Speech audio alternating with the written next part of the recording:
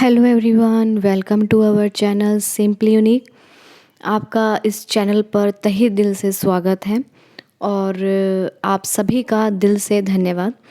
हम ग्रो कर रहे हैं day by day, we are growing day by day. मतलब हमारी फैमिली बढ़ती जा रही है और आप सभी मेरे लिए एक इंस्पिरेशन है।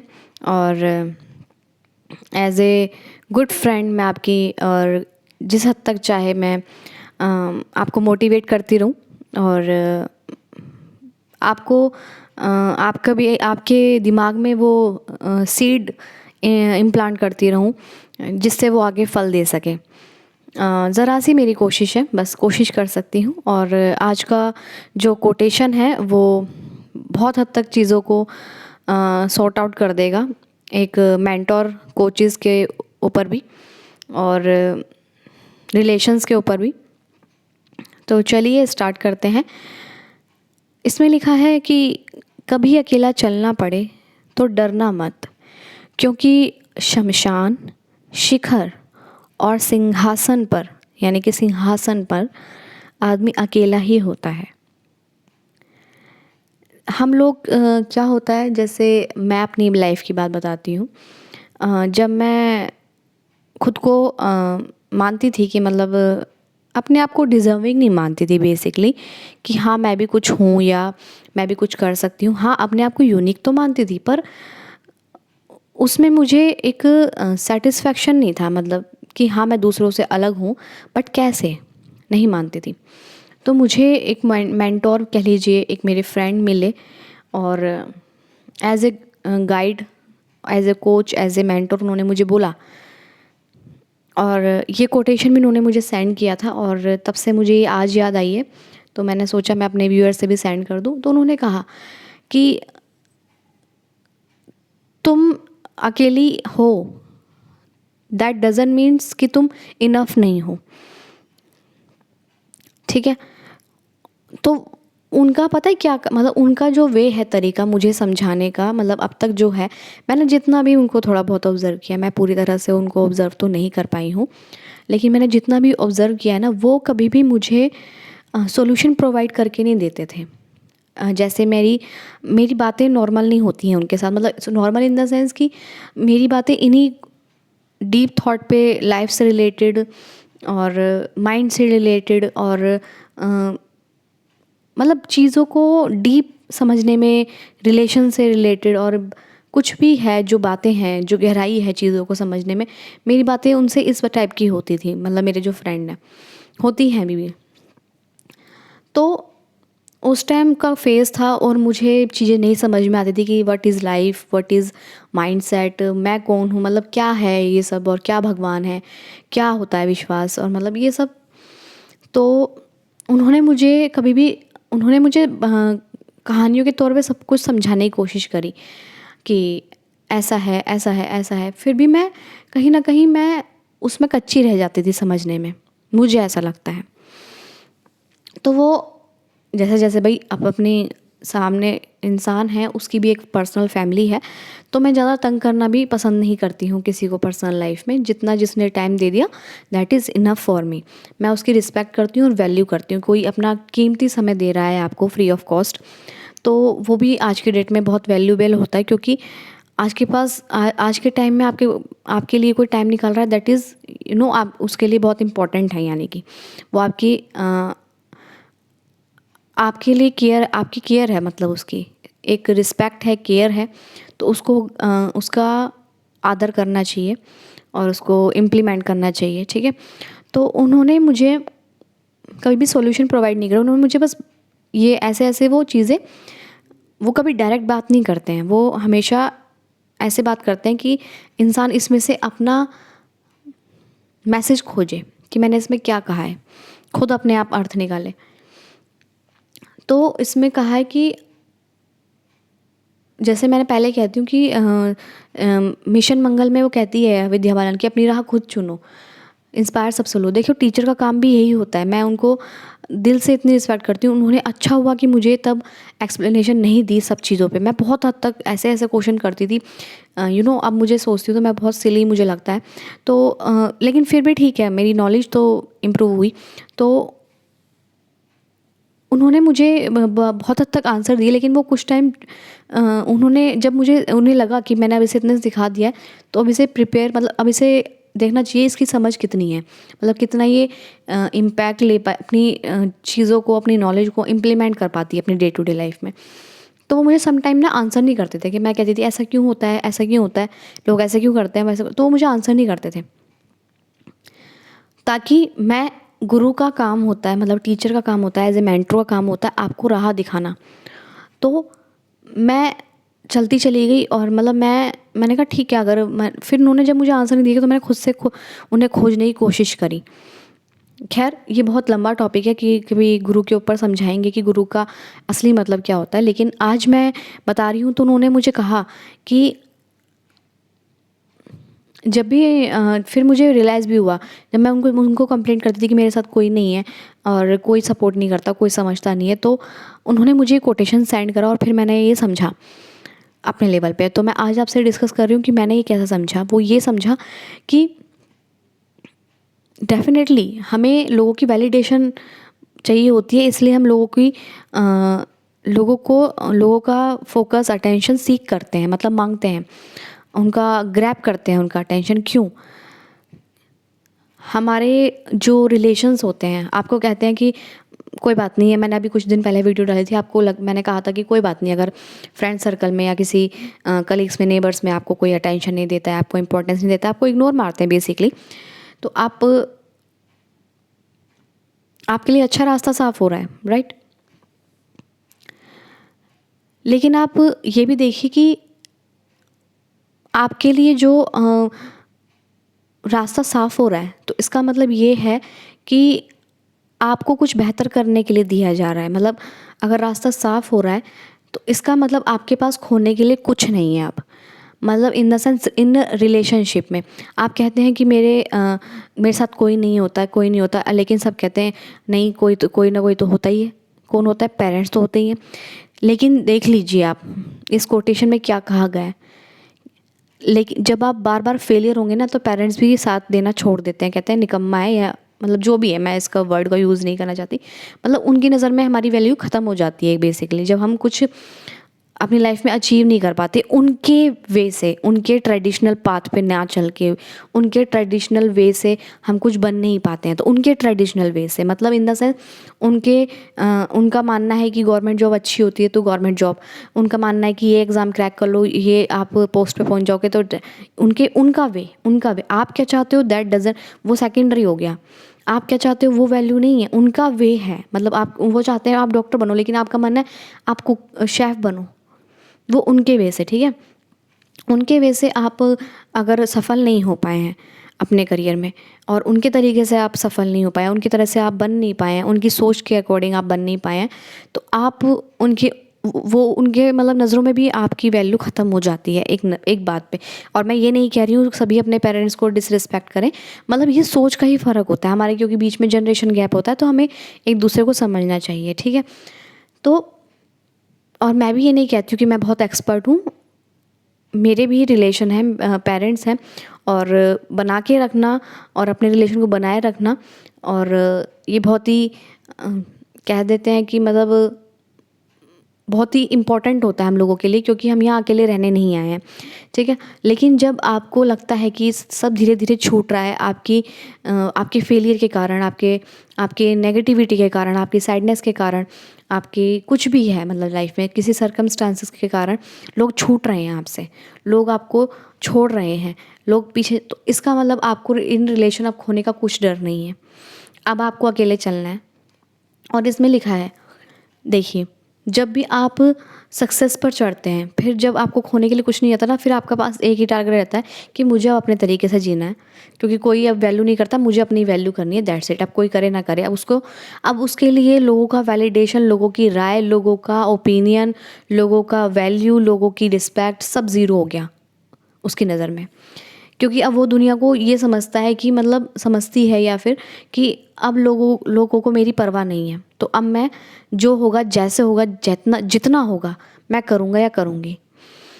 अब क्योंकि लोगों का तो विश्वास उठ ही चुका, मतलब लोगों की वैल्यू मेरे पे तो रही नहीं, तो अब मुझे कुछ डर नहीं है। तो जिसको अब डर नहीं होता ना, फिर वो आगे चलने लग जाता है।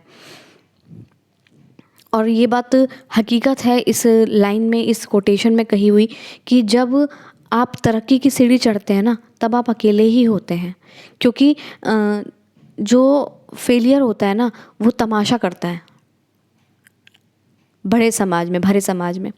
और जो असफलता होती है ना, उसमें आप अकेले ही चढ़ते हो। फिर तो वो कहते हैं ना, मधुमक्खियाँ चिपकती हैं शहद पे, वो वाला हिसाब है। खैर, मैं यहाँ जितना हो सके पॉजिटिविटी क्रिएट करने की कोशिश करूँगी। देखिए, हमें डे टू डे लाइफ में मोटिवेशन की बहुत ज़रूरत होती है। हम सभी की एक कंप्लेंट होती है कि हम मोटिवेशन वीडियो सुनते हैं या मोटिवेशनल कंटेंट को ग्रैब करते हैं या लेते हैं और उसको समझते हैं, फिर हमारी लाइफ कुछ देर बाद बैक टू स्क्वायर वन, मतलब बैक टू नॉर्मल ऐसे कैसे हो जाती है। इसका मतलब हमें खाने के साथ साथ अपने माइंड को भी मोटिवेशनल हर दिन देना चाहिए।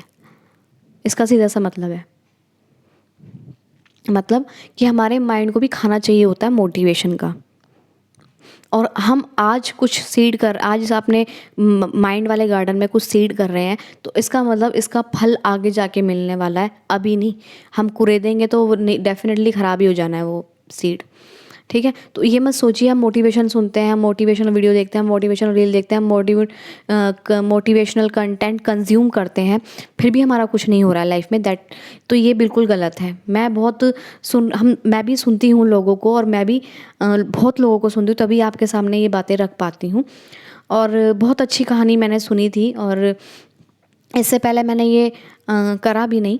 जब एक संत होते हैं, और शायद संत ही होते हैं, तो देखिए कुछ गलत हो जाए तो मैं माफ़ी चाहती हूँ। एक संत होते हैं, तो उनके पास एक लेडी आती है अपने बेटे को लेकर के। तो वो कहती है कि मेरा बेटा बहुत मीठा गुड़ खाता है, तो उसे कहिए आपकी मतलब कि वो ना खाए, क्योंकि उसकी सेहत के लिए ज़्यादा मीठा ठीक नहीं है। तो उन्होंने कहा ठीक है, आप इसको कल लेकर आना, फिर मैं बताऊँगा कि क्या करना है। तो फिर वो उसे अगले दिन लेकर आई। तो उन्होंने कहा ठीक है, आप इसे परसों लेकर आना, फिर मैं बताऊंगा। वो उसे कुछ दिन बाद लेके आई, मतलब जितना उन्होंने टाइम पीरियड लिखा वो उसके दिन बाद आके उन्होंने कहा कि हाँ, अब मैं इसे बताने के लिए तैयार हूँ। तो उन्होंने कहा आप उन्होंने इसे समझा दिया कि आपको मीठा छोड़ना है आपको, और इसके नुकसान क्या फ़ायदा है। तो उन्होंने कहा आपने इतनी सी बात कहने के लिए इतना टाइम क्यों लगा दिया। उन्होंने कहा पहले मैं खुद तो मीठा छोड़ने लायक, मतलब मुझे भी गुड़ पसंद है, मैं भी बहुत गुड़ खाता हूँ, तो पहले मैं तो छोड़ने लायक बनता, तभी तो मैं दूसरों को ज्ञान दे पाऊँगा। तो ऐसे सिमिलरली मैंने ये सोचा, यार मैं पहले रुक जाऊँ, मैं अगर ज्ञान देने चल रही हूँ तो पहले मैं खुद तो उसे अपनी लाइफ में इम्प्लीमेंट करूँ, अपने माइंडसेट को उस लेवल पर ले जाऊँ, ताकि मैं लोगों को शेयर कर सकूँ। मैं यहाँ किसी की प्रॉब्लम को सॉर्ट आउट करने नहीं बैठी हूँ, बस मैं यहाँ पर अपने जो कोटेशन है उसको अपनी लैंग्वेज में, अपने थॉट प्रोसेस से एक्सप्रेस करने आती हूँ। और आप लोग अप्रिशिएट करते हैं, कमेंट करते हैं, which is very good, I appreciate that. और बाकी मैं किसी की पर्सनल लाइफ के क्वेश्चन, पर्सनल लाइफ के सर्कमस्टेंसेस को सॉल्व करने नहीं आई हूँ। मैं बस एक समझ आप सभी को दे रही हूँ, और मैं यहाँ कोई टीचर नहीं हूँ, और मैं यहाँ कोई मेंटोर नहीं हूँ, मैं कोई यहाँ प्रॉब्लम सॉल्वर नहीं हूँ आपकी पर्सनल लाइफ के स्पेशली। क्योंकि अब क्योंकि हम अपनी लाइफ को सुधार लें, दैट इज़ इम्पॉर्टेंट। हम दूसरों की लाइफ तब तक नहीं सुधार सकते जब तक हम उस लाइफ को ना जिएँ, सीधा सा मानना है। तो मैं आपकी क्वेरीज और क्वेश्चंस को सॉर्ट आउट नहीं कर सकती। क्यों? क्योंकि मैं आपकी लाइफ नहीं जी रही हूँ, सीधा सा सब फंडा है। जब तक मैं आपकी लाइफ नहीं जीऊँगी तो मैं आपकी चीज़ों को सॉर्ट आउट उस लेवल पर नहीं कर सकती हूँ। तो इसलिए मैं मना करती हूँ, और इसलिए मना कर रही हूँ। और सेकंड थिंग इज़, अपनी अच्छी अच्छी बातें लिखिए, अगले अच्छे अच्छे एक्सपीरियंस लिखिए, ताकि लोगों को भी मोटिवेशन मिले। अपनी अपनी सक्सेस, अपने माइंडसेट में चेंज करके क्या आप किया वो शेयर कर सकते हैं। अच्छा शेयर कीजिए, बट क्वेश्चन आंसर और आपके क्वेरीज मैं नहीं ले सकती हूँ, क्योंकि वो मेरे बस में नहीं है, वो मेरे हाथ में भी नहीं है सॉल्ट आउट करनी।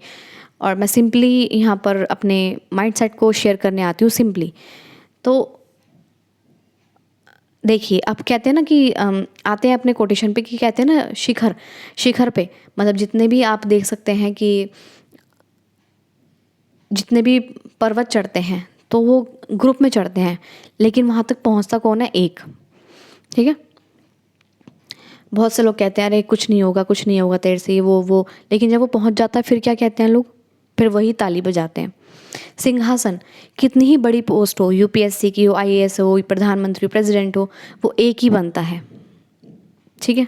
वहाँ पर आपके पेरेंट्स नहीं बैठेंगे, वहाँ पे आपके सिबलिंग्स नहीं बैठेंगे, वहाँ पर आपके फ्रेंड्स नहीं बैठेंगे, वहाँ पर आपके साथ आपके कलीग्स नहीं बैठेंगे, वहाँ पे आपके साथ आपके नेबर नहीं बैठेंगे, वहाँ पर आपके आपके साथ आपके फैमिली मेम्बर्स नहीं बैठेंगे, वहाँ पर आपके कोई भी रिलेशन वहाँ नहीं चलेगा, क्योंकि आप वहाँ पर सिंहासन पर बैठे हैं और वहाँ आपकी चलने वाली है। इसलिए तो कहते हैं कि आप अपने लिए यहाँ जीने आए हैं, दूसरों के वैलिडेशन और दूसरों की राय के अनुसार नहीं। और गुरु का काम होता है राह दिखाना, उस आपके साथ चलना नहीं। वो आपको राह दिखाएगा कि सिंहासन तक कैसे पहुंचना है, शिखर तक कैसे पहुंचना है।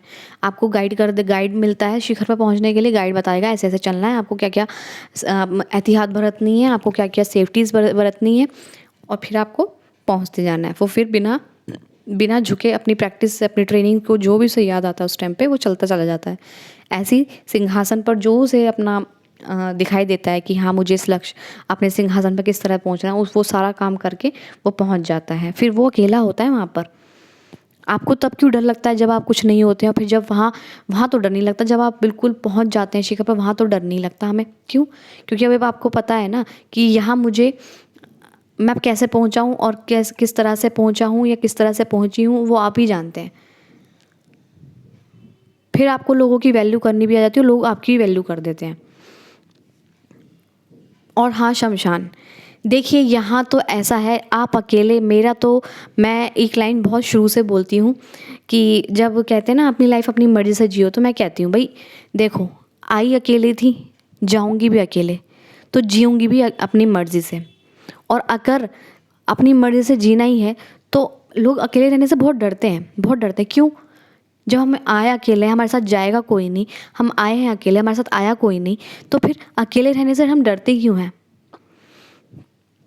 सिर्फ एक चीज़ रहती है आपके साथ, आप उसको कुछ भी कह लीजिए, अपने भगवान कह लीजिए, अपना अल्लाह कह लीजिए, अपना जीसस कह लीजिए, अपना वाहेगुरु कह लीजिए, अपनी एक शक्ति कह लीजिए, सोल कह लीजिए, यूनिवर्स कह लीजिए, पावर कह लीजिए, एनर्जी कह लीजिए, कॉन्शियसनेस कह लीजिए, साउंड ऑफ साइलेंस कह लीजिए, कुछ भी कह लीजिए, जिसको भी आप अपना ईस्ट मानते हो, बस वही रहता है आपके साथ, सिंहासन पे भी, शिखर पे भी और शमशान में भी।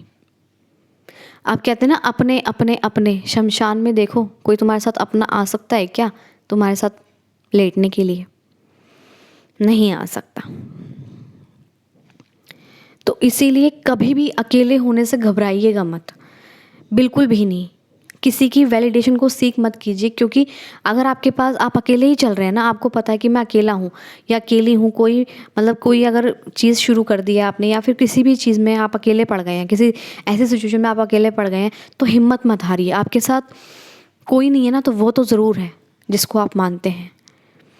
अगर कोई नहीं है तो वो तो ज़रूर है।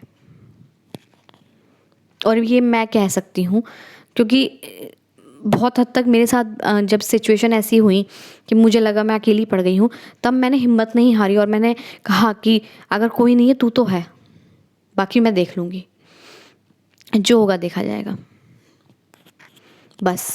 और जब वो हमारे साथ होता है ना, तो हमें किसी की ज़रूरत भी नहीं होती है। वो ऐसे मतलब उन लोगों की ज़रूरत नहीं होती है जो हमें सर्व नहीं करते, उन लोगों की ज़रूरत वो ऑटोमेटिकली आ जाता है जो हमें सर्व करने आएंगे। उसकी वो खुद नहीं आएगा, वो अपनी हेल्प किसी ना किसी के थ्रू भेज ही देता है, जब उसे पता है कि हम उसके स्पेशल हैं, जब उसका हम पे जब उसे लगता है कि इसका मुझ पर अनडाइंग फेथ है। So I hope you all are like it. कभी भी अकेले चलने से ना डरें और अब इस अकेलेपन को अपनी स्ट्रेंथ बनाएं। और वैसे भी हम ह्यूमंस हैं, अकेले तो नहीं रह सकते हैं, बट हाँ इससे भागिएगा ही मत कि आप अकेले नहीं हैं। आप ये सोचिए कि, और अगर आप लोग आपको वैल्यू नहीं देते हैं, या फिर आपको लग रहा है कि मैं जिस राह पे चल रहा हूँ, जिस डायरेक्शन में चल रहा हूँ या चल रही हूँ, उसमें मेरा कोई साथ नहीं दे रहा, तो बिल्कुल मत डरिए। इसका मतलब ये है कि आप कुछ यूनिक कर रहे हैं, करते जाइए। अगर अभी कुछ नहीं दिख रहा है तो वहाँ पहुँचने के बाद डेफिनेटली कुछ दिख जाता है, क्योंकि कोई नहीं होता तो वो तो हमें देख ही रहा है ना, वो तो हमें समझ ही रहा है ना। कोई नहीं समझने वाला तो वो तो समझ ही रहा है ना। तो बस बाकी नेक्स्ट वीडियो में कवर करेंगे नेक्स्ट थॉट को। So I hope you all are like it. Thank you so much.